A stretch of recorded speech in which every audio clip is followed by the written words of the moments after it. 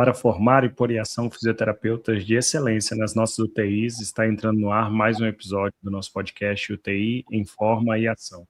Eu sou o Sancler Bernardes, fisioterapeuta intensivista, e se você quiser conversar comigo, me chama no @SanclerBernardes. Olá, pessoal, sejam todos muito bem-vindos. Eu sou a Débora, fisioterapeuta intensivista, e você pode me encontrar no @movimenta_UTI. E juntos, você nos encontra aqui. Estamos quase comemorando aniversário de novo, semanalmente. De novo, hein? Então, juntos você nos encontra aqui no podcast, que pode ser visto através do YouTube, no Spotify, a plataforma que você preferir. E juntos nós também estamos no @UTIinformação, que é o Instagram do podcast. Por lá também você fica sabendo dos episódios que saíram, né, algumas publicações que a gente faz por lá. E também juntos nós estamos no Apoia-se, né, a gente queria aproveitar aqui para mandar um abraço, para todo mundo que está no Apoia-se. Esses dias alguém postou, né, no Instagram e falou: "Ah, vale muito a pena estar no Apoia-se, né, apoiar vocês". O Apoia-se é um grupo que a gente tem, onde quem sentir no coração, quem sentir vontade, né, de apoiar o nosso podcast para a gente conseguir seguir aqui, e ao mesmo tempo estar com a gente, né, num grupo, específico, onde a gente manda um material complementar, onde a gente manda artigos, onde a gente manda descontos, enfim. A gente está lá no Apoia-se, então dá uma olhadinha lá no Instagram, tem um Linktree, aí dentro do Linktree a gente tem lá o link dos apoiadores do Apoia-se. A gente também tem um link lá para entrar no nosso grupo de e-mails, onde a gente manda lá uma newsletter sempre para quem está inscrito. Nossa comunidade, né? Nossa comunidade. E lá também no Linktree tem os cursos, né? A gente esteve no CIFIR, né? E eu falei sobre prescrição de exercícios, Sancler falou sobre exercício resistido, a gente deu, né, um curso pré-congresso, e aí a gente, lá no Linktree, tem um curso mesmo, né, que a gente já tem há algum tempo, mas está super atualizado, e lá dá para você adquirir esse curso de prescrição de exercícios para pacientes na UTI, além de um curso sobre diálise, curso de desmame, então tem bastante coisa. Dá uma passada lá no Linktree para nos conhecer melhor, para ver por onde vocês podem estar mais perto de nós.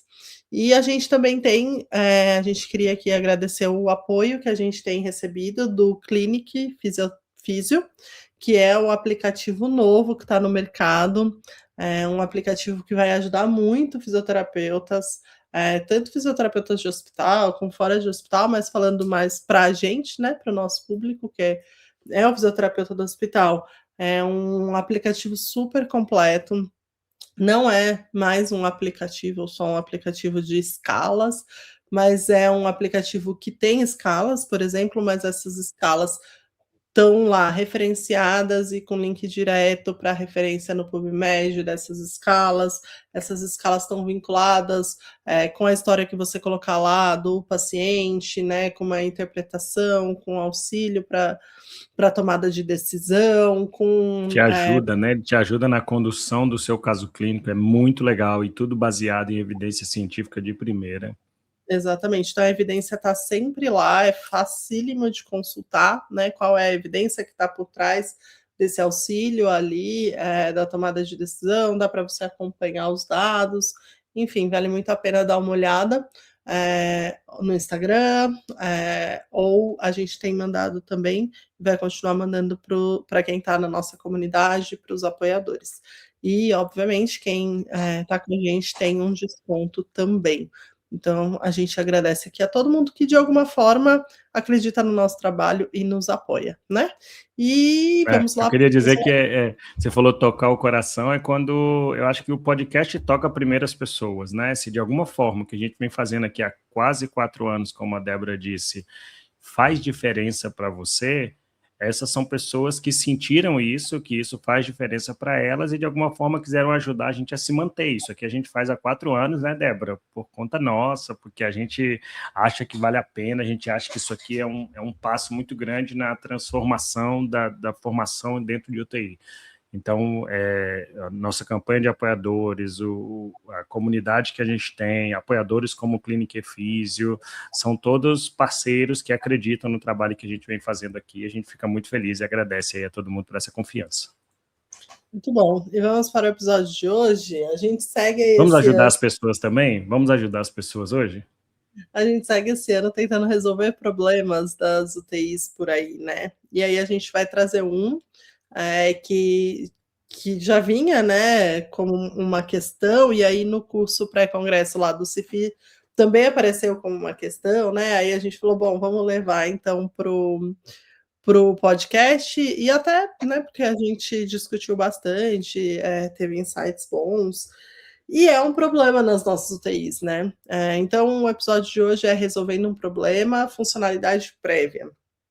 Qual é o problema?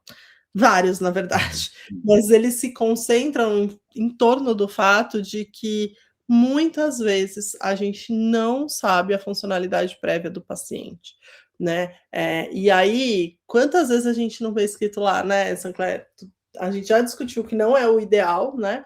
Mas quantas vezes a gente vê escrito, retorno à funcionalidade prévia, e aí a pessoa nem sabe qual é a funcionalidade nem prévia. sabe qual era. Nem sabe se vai conseguir voltar aquilo, né?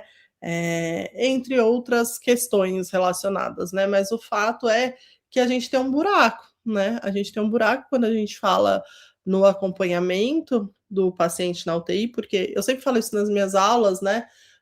E tem 3 momentos, já falei isso aqui, extremamente importantes quando a gente fala no planejamento terapêutico do paciente, que precisam estar, né, dentro do raciocínio clínico desse planejamento terapêutico, que é o pré, como o paciente está agora e como que eu espero né, entregá-lo lá, o prognóstico.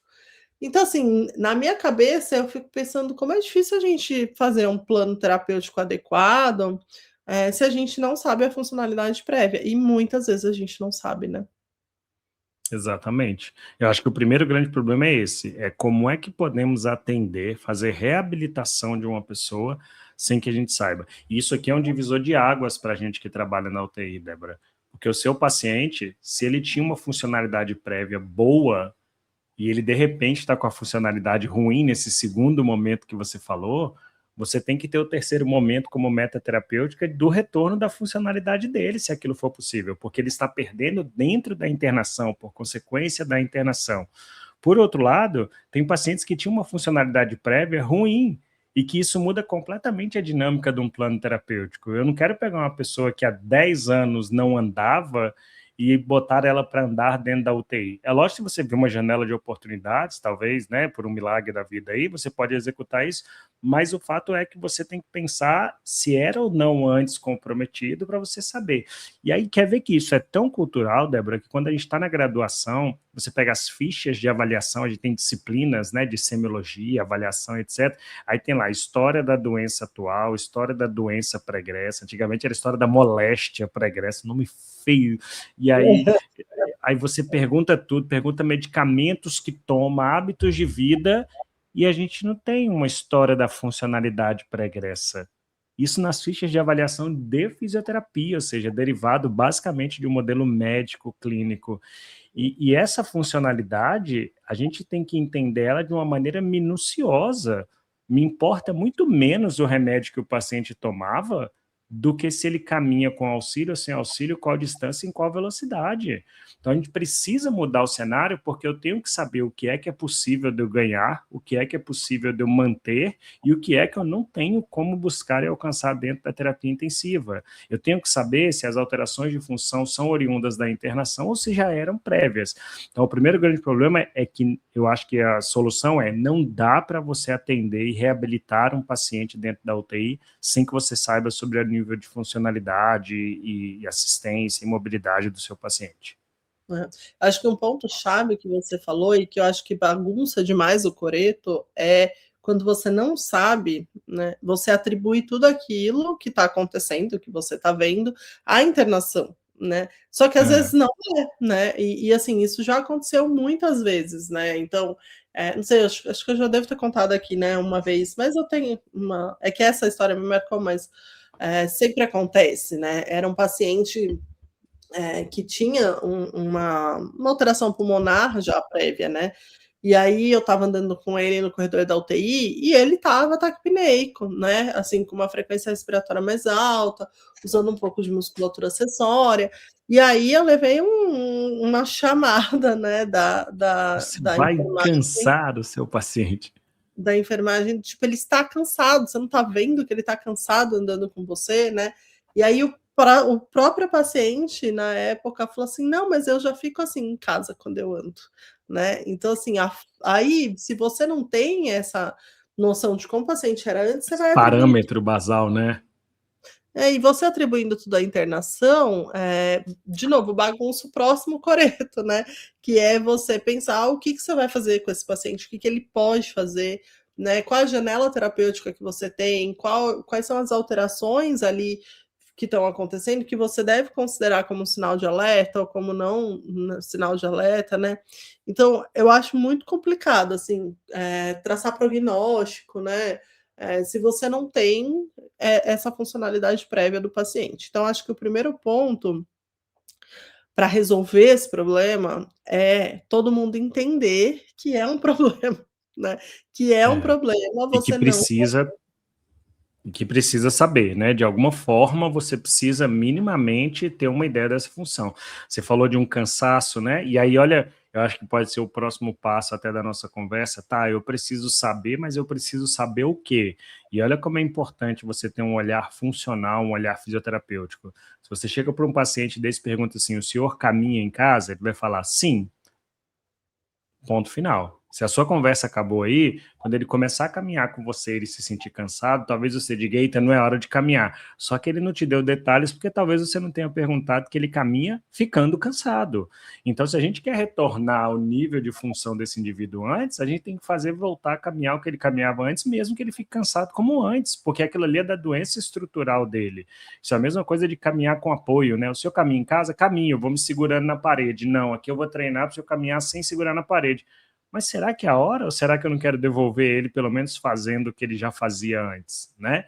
E você citou que tem várias doenças pulmonares, os pacientes oncológicos têm muito isso, né, Débora? Eles já são enfraquecidos, eles já vêm de um déficit funcional, então ele fala, ó, já tem muito, desde que eu tive o diagnóstico da doença, que eu não consigo caminhar grandes distâncias e etc. Então, entender os pormenores da funcionalidade também é importante, porque aí você tem muito mais base para fazer essa análise do que e como você vai devolver. Então, e eu acho, assim, eu sempre bato nessa tecla, né, com os alunos de que se é uma informação importante para a gente, né, é uma informação importante para mim, eu não tenho que depender de outros profissionais, né, e lógico, eles podem me ajudar? Podem, né, e a gente vai falar isso depois, né, quais são as formas que a gente tem para resolver esse problema. Mas assim, eu não posso ficar dependendo de outros profissionais, da informação de outros profissionais e nem da maneira como o próprio paciente conta, sozinho, né, porque é exatamente isso que você falou, o paciente não tem como saber que aquela informação precisa ser É detalhada, importante. né, e que é importante, né, de forma detalhada, específica, né. Então, eu acho que então, assim, a primeira coisa é a gente reconhecer que isso é extremamente importante para nós, para o meu plano terapêutico, né, como estou falando da equipe de físio, né, para nós, como fisioterapeutas, para o nosso plano terapêutico, é extremamente importante. Então, quem tem que dar um jeito de ter essa informação, e aí como, né, a gente vai falar, mas somos nós, né? Porque eu escuto muito assim, mas o Não médico, pegaram na anamnese. o médico falou que, ou senão, o médico falou que ele andava. Eu falo, tá bom, você ficou satisfeito com essa resposta? Entendeu? Se você precisa de mais para o seu plano terapêutico, talvez para o médico satisfez, mas e pra gente, né? Ou senão o aluno fala: "Ah, mas ele me falou que ele fazia assim", aí eu: "Ah, mas e você perguntou de novo, de outro jeito", né? Uma Então acho que pessoa que deixou de andar, ela não quer ficar contando para todo mundo que ela deixou de andar. Se ela trocar um passo, ela vai te falar que ela anda ainda, exatamente, tem a percepção do né. paciente, né. Então acho que a É, primeira coisa é a gente entender a importância, porque aí a gente já pula algumas barreiras, né.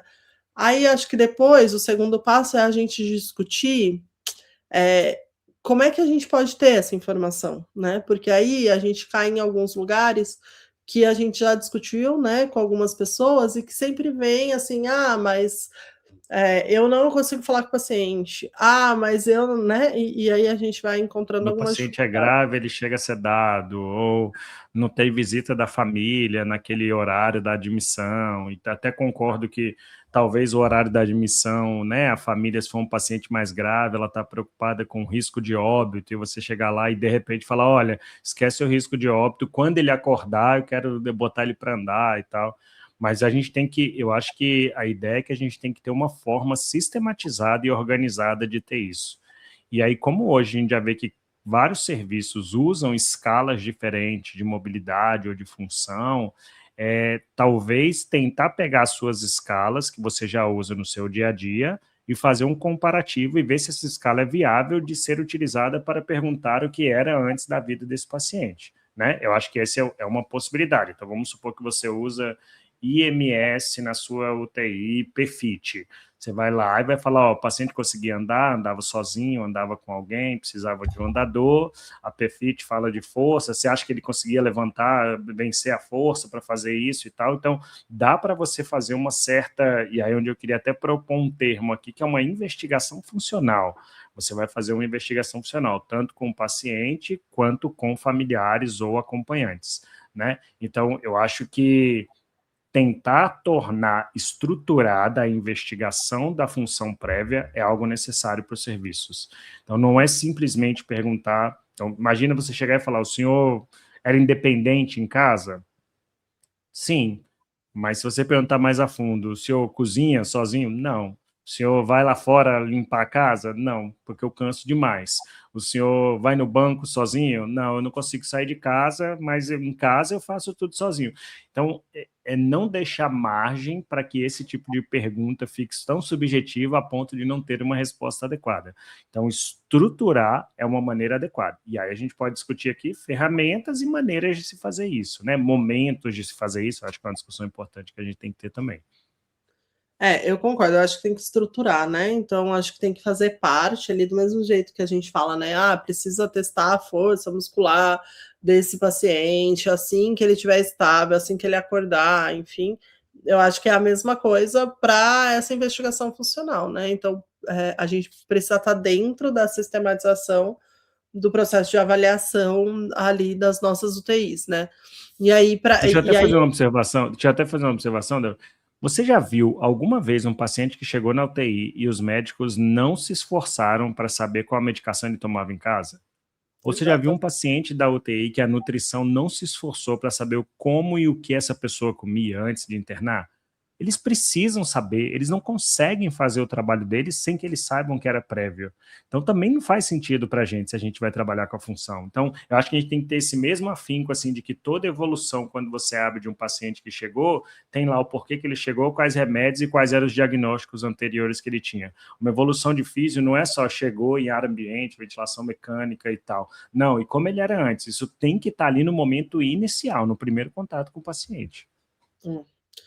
Então acho que tem que é isso, acho que tem que estruturar, porque acho que outra questão que sempre vem, né, cada um faz de um jeito, né, ou cada um faz se quer, né. Então, tem paciente que tem a parte prévia, tem paciente que não tem, porque, aquela pessoa gosta de perguntar, aquela pessoa não pergunta, né.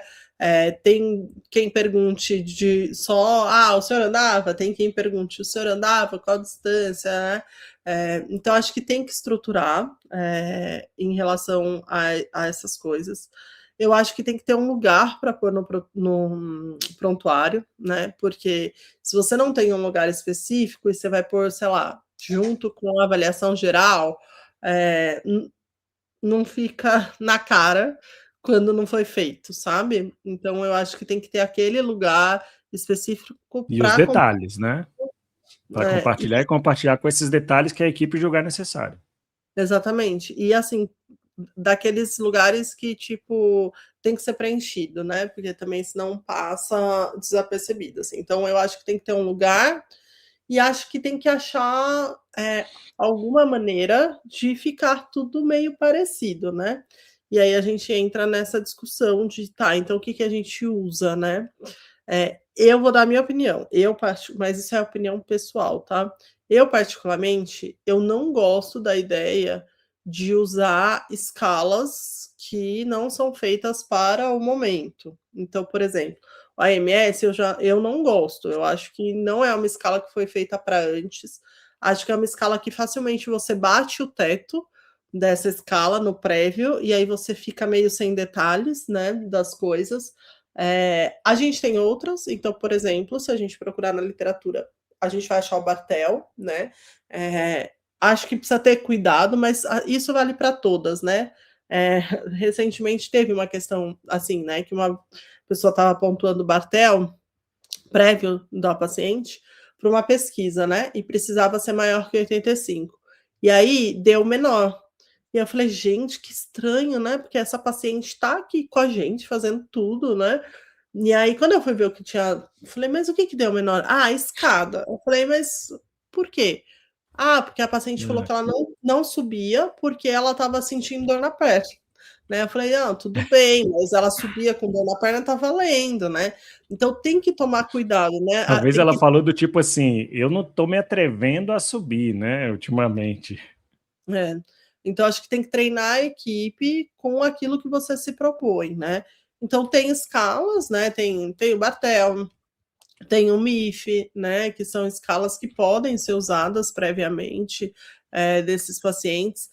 Tem a opção, A né? E aí FSS, a FSS. a FSS já tem uma versão para avaliação pré-UTI também. É, é, tem outras, né, específicas, então tem a escala de fragilidade clínica, né, que pode ser usada previamente também, né, é, e o que eu ia falar é que tem alguns lugares, né, a Aline trocou essa ideia com a gente no curso pré-congresso, né, que Isso, do Mato Grosso do Sul. do Mato Grosso, que eles estruturaram, tipo, X perguntas que tem que ser feitas para o paciente, ou para o acompanhante, enfim, mas para descobrir a funcionalidade prévia. Não é validado, mas todo mundo está fazendo igual ali na UTI, né? Então, acho válido também. E acho que talvez seja uma saída, por exemplo, se você tem uma UTI igual a nossa, é uma UTI geral, né? Então a gente tem Tipos milhões de perguntas. diferentes demais, né, de paciente.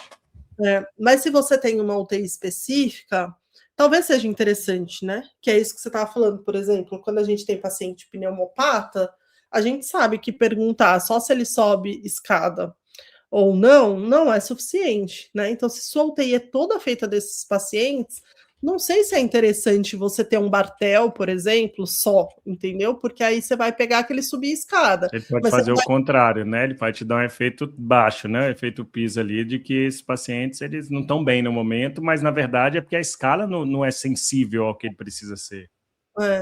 Então, não sei, acho que é uma coisa a se pensar, assim, eu acho que se eu tivesse uma UTI, assim, com o mesmo perfil de pacientes, eu acho que talvez escolher uma escala e, de repente, ter algumas perguntas que destrincham um pouco mais, sabe? Alguma coisa mais específica, assim. Não sei, é uma opção também, eu acho. Eu acho que eu tenho um negócio que ficou na minha cabeça quando eu estava estudando o assunto, sabe, Débora, para a gente gravar, e eu falei, a gente tinha que ter algo, até ver um nome, tipo uma avaliação mínima funcional. E aí eu acho que você falou uma coisa que é importantíssima, que ela ser condizente com o perfil da sua unidade. Não adianta você ter uma avaliação física funcional, um mínimo de questões físicas para uma unidade muito específica, ortopédica, cardiológica, neurológica e tal. Mas ela tem que ser mínima. E eu acho que ela tem que ter a capacidade, a sensibilidade de perceber o nível de assistência. Então, eu botaria atividades e abriria sempre cada atividade em novas perguntas. Você está dando para fazer entender. Tipo, se eu deambulava, deambulava, sozinho ou com ajuda.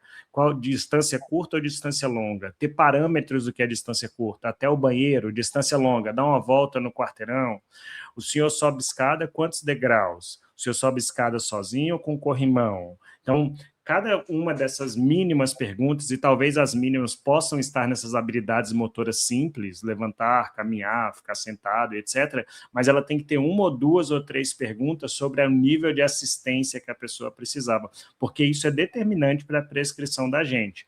Então, eu concordo com você quando você fala de escala, eu falei, é um hábito que a gente faz utilizando escala, não que a escala seja validada, mas uma forma que a gente encontrou de falar assim, olha, para ficar condizente com o que a gente está usando no dia a dia para prescrever para os pacientes de meta terapêutica, vamos pensar no que ele tinha antes, que talvez a meta a longo prazo, a meta macro, seja essa meta funcional de mobilidade que ele tinha antes.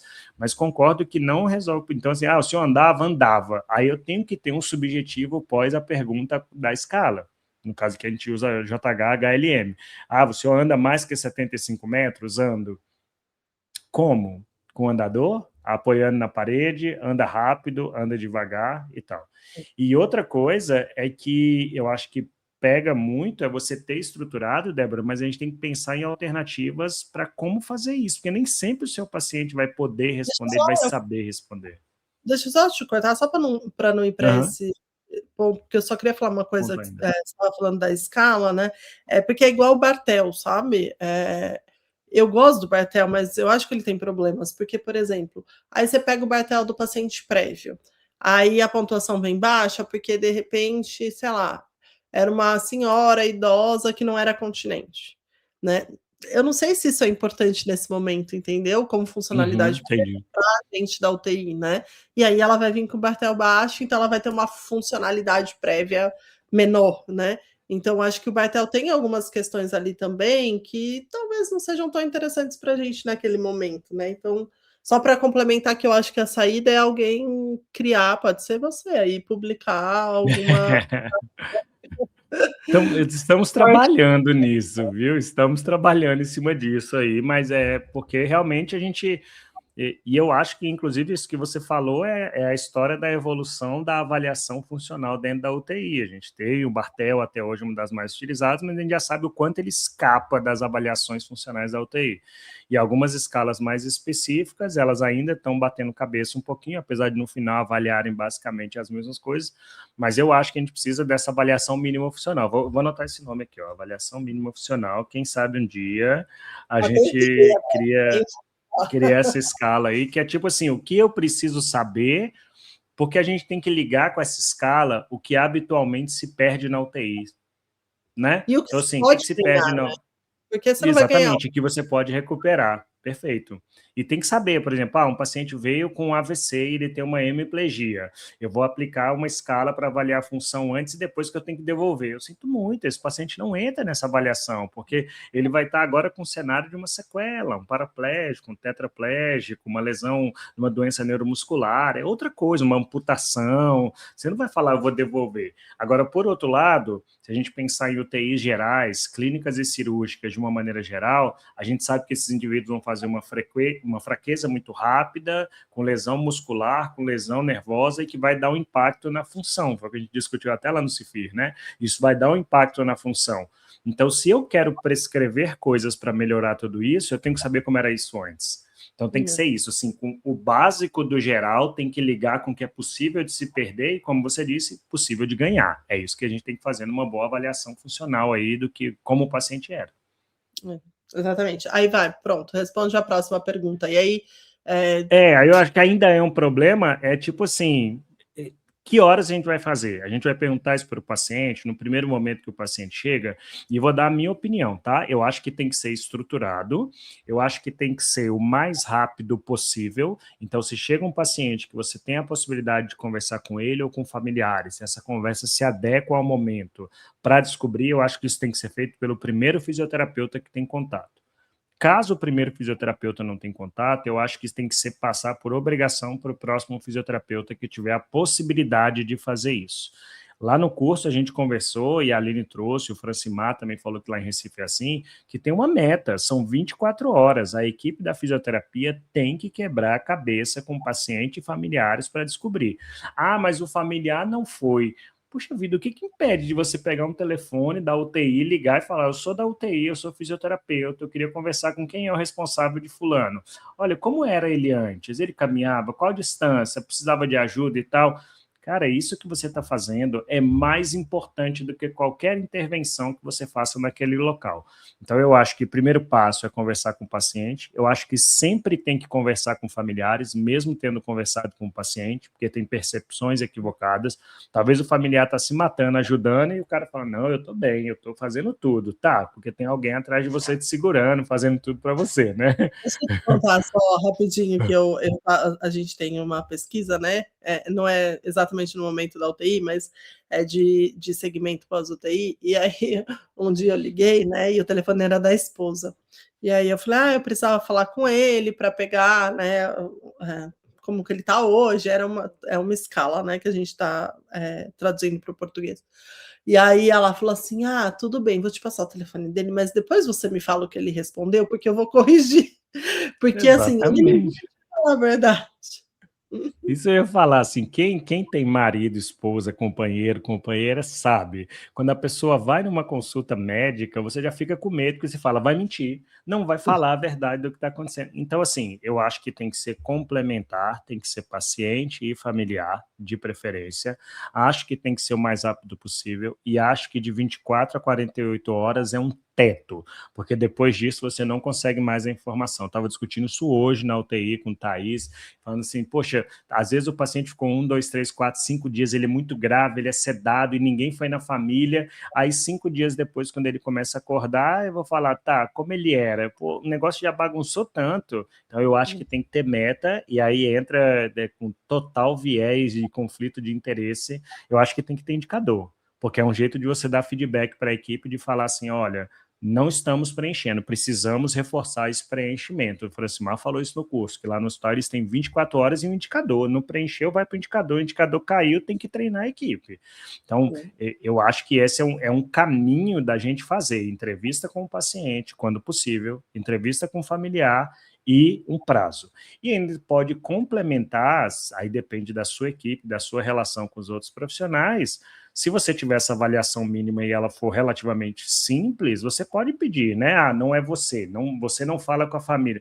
Pede então quem é o médico, é o enfermeiro, pede eles esse tipo de informação. Pergunta para mim essas 5 perguntas aqui, marca um xizinho aqui, me traz esse papel, por favor. É uma possibilidade. Eu ia falar isso. Lá o que a gente faz quando a gente não consegue falar com a família por algum motivo. Então, às vezes, a gente tem paciente que não é de São Paulo, né? Que a família não é de São Paulo e a família não vem. Então, todo o boletim está sendo passado, né? Por telefone, enfim. Aí a gente fala com o residente, né? Médico, e fala: olha, a gente precisa dessas informações. Mas aí é o que você falou, não adianta falar para eles: olha, eu preciso saber como ele era antes, porque ele vai voltar com: a família falou que ele era bom. A família falou que ele fazia as coisas sozinho, né? Então a gente tem que direcionar, igual você falou: olha, eu preciso saber isso, isso e isso, porque senão não vem a resposta completa. Então a gente usa bastante desse artifício, ou quando a gente não consegue falar com o paciente, ou não consegue ir lá na hora da visita, ou a visita não foi, porque a gente usa muito o horário da visita para trocar isso com o familiar também. Perfeito, perfeito. E Eu aí, estava até vendo aqui, Débora, só uma coisa: nessa estruturação, por exemplo, eu peguei a FSS, eles têm um guideline de como fazer a aplicação da FSS prévia. E vejam que a FSS é uma escala performática, então você vai botar o paciente, por exemplo, de deitado para sentado, e vai avaliar como ele consegue fazer isso, em qual nível de assistência. Mas quando é prévio, eles orientam assim: pergunte: o paciente mudava para a posição sentada, saindo de deitado, sozinho, sem usar as grades ou qualquer outro objeto como suporte? Aí se falar sim, 7. O paciente, aí se falar não, você fala: e o paciente conseguia segurando na grade? Sim, aí é 6. Não, ele precisava de alguém? É 5, muita força. Então, veja que é uma maneira organizada de fazer a pergunta, e é diferente de eu perguntar assim: o paciente conseguia sentar? Sim. uhum. Exatamente. Talvez sim segurando uma grade, uma corrente que fica na cama com um triângulo. É sim do mesmo jeito, só que aí eu não consigo quantificar a alteração funcional. Então, estruturar, eu estou dando um exemplo de uma escala, mas isso pode ser feito da maneira que você julgar mais interessante. E por último, só, acho que outra questão que sempre vem quando a gente fala disso é o quanto considerar atrás, né? O prévio, né? Quanto tempo é esse Uma prévio? semana, um mês, um ano, 5 anos? E assim, o que eu posso dizer, pela literatura, quando a gente vai, não tem uma orientação, não, gente. Mas quando você pega artigos que usam, né, esse dado, como o paciente era previamente, esses artigos sempre consideram 15 dias antes da internação, né? Aí, por exemplo, se ele internou na enfermaria antes da UTI, 15 dias antes dessa internação na enfermaria, né? Antes Eu da gosto. internação hospitalar, né, no geral. Isso, obrigado. Eu gosto dessa ideia, mas eu acho que a gente não pode engessar muito no sentido assim, de que às vezes o paciente demorou muito para conseguir essa internação, né? Às Exato. vezes o E uma paciente demorou. doença arrastada. É, isso que eu ia falar, né? Para ter essa percepção de que ele estava ficando doente, né? A gente lida com isso no SUS muito, assim, às vezes você fala, meu Deus, como que esse paciente demorou tanto para procurar, né? E aí, se Paciente você oncológico, às vezes ele vem e fala, tem 3 meses que ele não sai da cama. Ele era normal antes dos 3 meses. Aí tem 3 meses, ele foi no médico, mas falou, faz uma ressonância. Aí ele ficou 2 meses esperando a ressonância. Então, assim, alguns pacientes eu acho que a gente tem que adaptar isso num sentido assim de antes das coisas piorarem, sabe? Antes da Antes do descompensação. surgimento da condição, né, de saúde. Exatamente. E assim, Sancler, uma outra dificuldade que eu vejo aqui é, às vezes, o paciente entender esse tempo, né? Então, às vezes eu falo assim, por exemplo, quando eu entendo que 15 dias não faz sentido para aquele paciente e eu preciso de mais tempo, aí eu falo, sei lá, por exemplo, se é março, falar, mas como que o senhor passou o ano novo? Sabe? Como que o senhor passou o Natal? Né? Então, se você também vai usar um período de tempo, que se você não vai usar 15 dias, você vai usar 3, 6 meses, sei lá, se o paciente não entende ou não lembra, talvez trazer para datas mais Marcos específicas temporais, né? pode ajudar também, né? Isso é uma boa, e eu acho assim, por exemplo, vamos supor que você queira, como eu disse, transformar isso no indicador. Você vai ter que ter um processo. Lá no hospital a gente adotou 30 dias. Então a pergunta é referente aos 30 dias anteriores à internação hospitalar. Foi uma decisão institucional, a gente pegou mais ou menos da literatura, mas optou por 30 dias. E tem um POP de como fazer as perguntas, tá? A gente usa uma escala. Eu acho que você vai falar assim, mas aí esse paciente falou que 30 dias ele estava ruim, eu sei que a doença dele tem 2 meses. Não tem problema. Você vai botar lá o que era de 30 dias, mas para esse paciente, a exceção ela faz parte da vida de um profissional. Você vai ter que colocar ele como exceção. Então, pode ser que para um indicador ele não entre, mas para o plano terapêutico dele entra. Para a personalização dele tem que entrar. Então, eu acho que tem, e você colocou, é muito legal, se a gente tem que, aí é a sensibilidade de cada um. Poxa, o paciente chegou porque ele, sei lá, começou a sentir fraqueza nas pernas. Quanto tempo o senhor está com fraqueza nas pernas? Há 2 meses. Eu não vou perguntar para ele como é que ele estava andando há um mês atrás. Eu tenho que perguntar antes da fraqueza. Inclusive, você pode falar assim, antes de começar a ter sintomas, o que foi, como o senhor fazia tal atividade, etc., né? E eu não sei o que você acha, Débora, uma coisa assim, eu acho que tem que ser, de certa forma, acho que você concorda, você falou isso do Bartel, simplificada para atividades ali do dia a dia que tem a ver com a nossa prescrição. Então, a roupa não, o controle de esfíncter não, a ida ao banco não, mas o sentar, o levantar, o caminhar, esse tem que ser perguntado com mais detalhes. E assim, enfim, essa é uma discussão para outro dia, mas é que a gente quer muito amarrar, né? Eu escuto muito isso. Mas eu quero a mesma escala para antes, para durante e para depois, né? Mas a gente discutiu muito isso no CIFI também, né? Que se a gente ficar também só nessa coisa de escala, a gente perde o paciente, né? E é o que você falou, assim, nesse momento, talvez não me importe se ele vai ao banco, né? Se ele ia ao banco, né? Para o meu plano terapêutico de agora. Mas se eu avalio esse paciente num pós-UTI, 1 mês, 2 meses depois, Essa é uma informação que pode me importar, né, se ele está indo ao Exato. banco ou não. E aí, se você usar exatamente a mesma escala, não vai pegar. Então, assim, é um Na problema UTI que não vai pegar e fora da UTI vai faltar, né? Se você usar uma mais simples. então a gente não tem resposta, né? Talvez a gente tenha que achar, não sei, algum jeito de análise, talvez, sei lá, se análise estatística, não sei, mas para a gente não precisar ficar se amarrando à mesma escala nesses pontos diferentes, porque são coisas diferentes que importam, né? E aí, quando a gente usa a mesma escala, não faz muito sentido, mas a gente não tem essa resposta ainda para dar, né? É. Mas eu acho que, de grosso modo, a gente colocou aqui que a primeira coisa é reconhecer que isso é importante, que isso não é importante, é crucial, é fundamental e indispensável uma avaliação prévia da funcionalidade. A segunda coisa é que isso é importante para a gente. Então, nós temos que ser as pessoas que lideramos o processo para conseguir essa informação. Você pode até ter dentro da sua UTI uma outra maneira de conseguir, mas tem que ter. Terceira coisa é que tem que ser organizado, tem que ser uma avaliação sistematizada e treinada por toda a equipe com critérios. Vou perguntar de 15, de 30, vou perguntar sobre isso, sobre aquilo e tal. Quarto, a gente nem falou, mas a gente citou aqui por alto, tem que conectar com o plano terapêutico.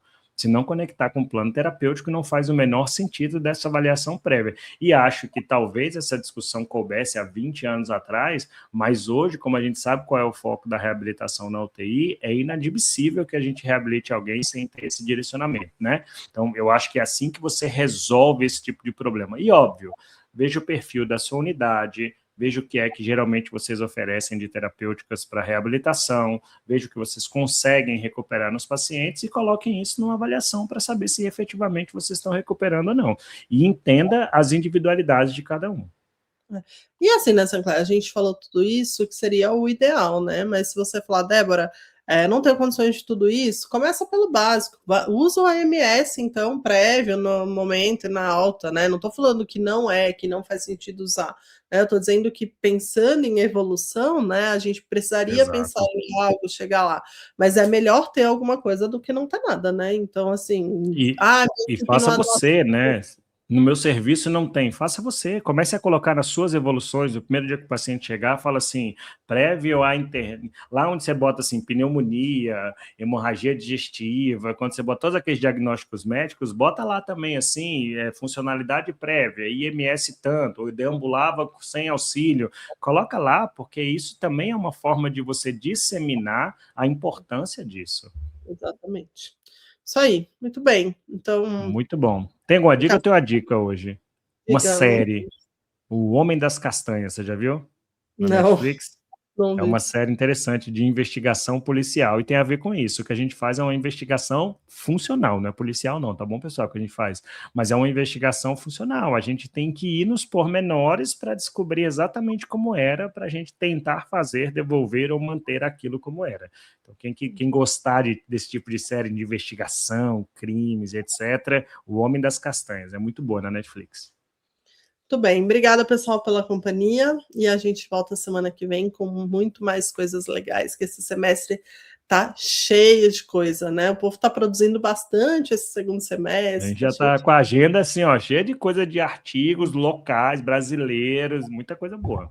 Isso aí, até semana que vem, gente. Tchau. Tchau, tchau.